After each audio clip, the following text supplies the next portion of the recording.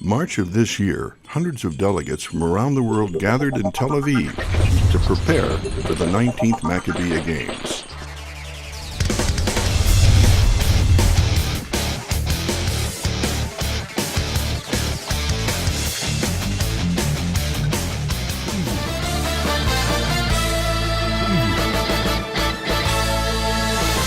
Say that we expect a very special and unique Maccabiah, the 19th Maccabiah in July 2013. In every single aspect it will be a different and a better one than the 18 and the previous ones. First of all, we are talking about the largest Maccabiah ever. We expect 9,000 athletes from 71 countries. Last Maccabiah we had 55 countries and 7,500 athletes. The opening will move from the traditional stadium of Ramat Gan to Jerusalem, to the eternal capital of Israel, to Teddy Stadium, the beautiful and renovated stadium. We are going to have a very moving ceremony with the participation of the Prime Minister, the President of the State of Israel, all the distinguished guests from around the world, 9,000 athletes, and our guests, families of the athletes, and missions who will come especially for the Maccabiah. So the stadium will be full with 35,000 guests and 9,000 athletes. It will be the largest celebration ever in Israel. I think that the Maccabiah as a whole is a kind of changing life, I see, especially for the youngsters. But talking about something that we cannot argue about is coming to Israel to take part in kind of Jewish Olympics.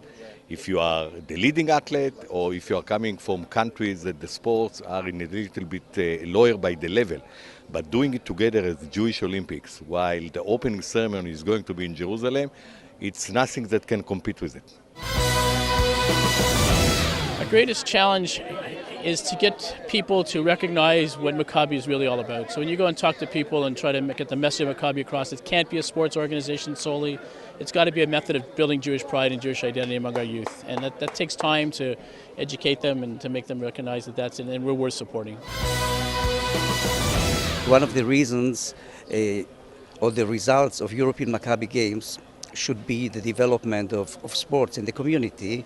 And I think in this way we quite succeeded. Austria is coming with the delegation to the Games. And it's not only Austria. What we are doing in the European Maccabi Confederation is bringing Jewish life back to Europe. To the Maccabiah, there will be 40 delegations that are coming here to participate. We will come with over 2,000 athletes. And more than 50% of the delegations to the 19th Maccabiah will come from Europe. There's only one Maccabiah, and that's held in Israel every 4 years. Anytime you hear the word Maccabiah, that's what it means. This is my 25th straight plenum, 25 years in a row. This is my 49th trip to Israel. And the Maccabiah will be my 50th.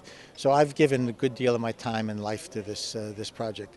And I tell you, I feel very worthwhile, and I'm pleased that I made this effort over these many years, very much so. Well, first of all, we are dealing with Jews, so there's a lot of issues because everyone's got their own agenda, but it's challenging from a couple different standpoints. First, from an organizational standpoint, we're sending over 1,200 people, over 100 different teams in 35 different sports.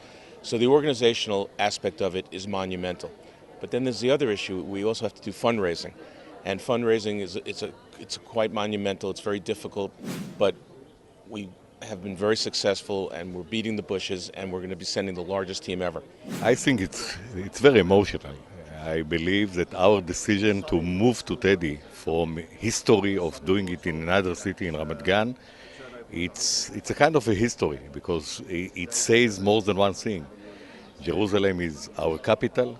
Jerusalem is much better weather in the summer. Jerusalem is beautiful, and making it in Teddy, I believe it's going to be a great event. The Maccabiah has been very near and dear to the United States Jewish community for many years, from our participation back in 1932, when we had a delegation of about a dozen people. And from that time, people put it on their calendar because it's a source of building Jewish pride, and people look to it. And down through the years, we've had some of the top name athletes in all different sports from Mark Spitz, Lenny Kraselberg, Mitch Gaylord, Jason Lezak, and on and on. We've had some wonderful, wonderful people, but growing up as a kid in the United States, we think about who the Jewish athletes are, the Sandy Koufaxes and people in all the different sports, and it's with a source of pride that we see them and we want to emulate them.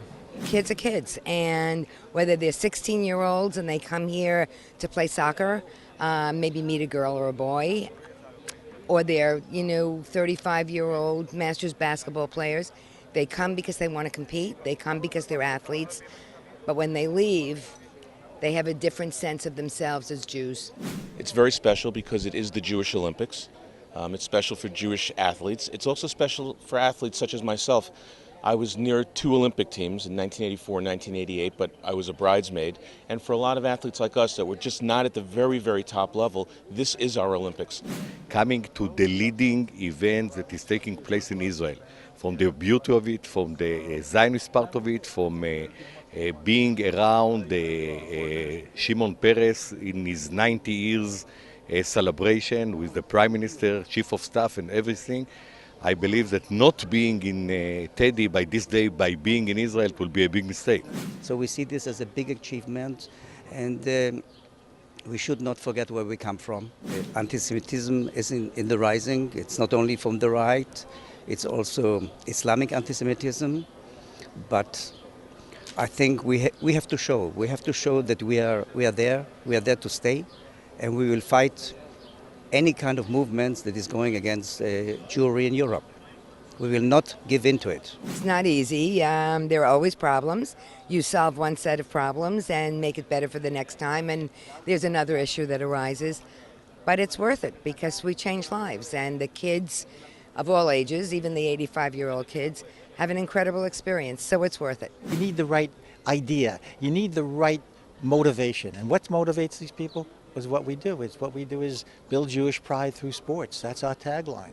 And what is more important than the solidarity of the Jewish people, especially during these times? What makes this ceremony very special comparison to other beautiful ceremonies around the world, and we don't compete with them neither with the budget nor with their infrastructure, is the idea that the whole Jewish world get together in Jerusalem. And just to portray it, I would say that there is a moment in the stadium when all 9,000 athletes are on the arena and they all sing a tikva. And when they sing a tikva, they sing it in 28 different dialects. In other words, we have athletes who speak 28 languages, and they will sing the same the anthem of the Jewish people. This is a very moving moment, and I would recommend that everyone who is planning to visit Israel mark his calendar for July 18, 8 o'clock in the evening for the opening ceremony in that stadium.